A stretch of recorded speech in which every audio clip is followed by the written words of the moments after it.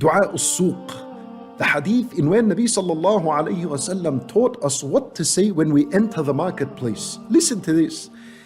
And Nabi sallallahu alayhi wasallam, he said, whoever enters the marketplace, whoever enters the stores, the malls, and he says, La ilaha illallah, wahdahu la sharika lah, lahul mulku wa lahul hamdu yuhyi wa yumit, biyadihi al-khayr, wa huwa ala kulli shay'in qadir. The one who says this, as he enters the marketplace, what's his reward? كُتِبَ لَهُ بِهَا أَلْفَ حَسَنَةٍ. Allah Azza wa Jal writes for him 1,000,000 hasanat and wipes away from him 1,000,000 sins. وَبُنِيَ لَهُ بَيْتٌ فِي الْجَنَّةِ. And Allah Azza wa Jal builds for him a house in the paradise. Allahu Akbar. What is this reward? You know why the reward was so huge?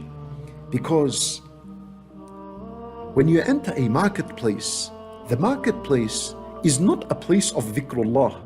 It's not a place in where people gather and remember Allah. Rather, the marketplace is the most hated place to Allah subhanahu wa ta'ala.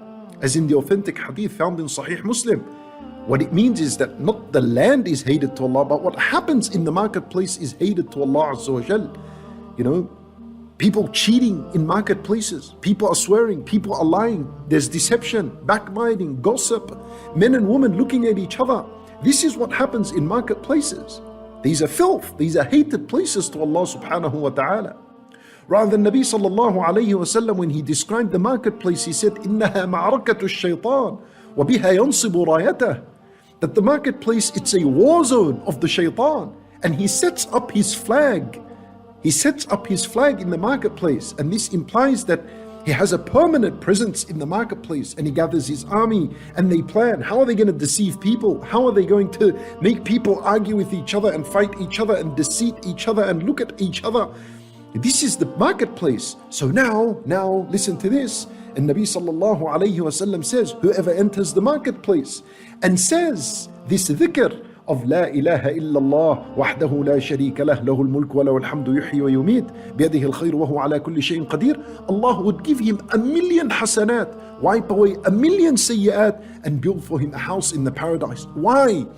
Because he made dhikr of Allah in a place where dhikrullah is abandoned, it's neglected. He made dhikr of Allah Azza wa Jal in a time and place where dhikrullah is unheard of. Rather, a shaitan is there. Allahu Akbar.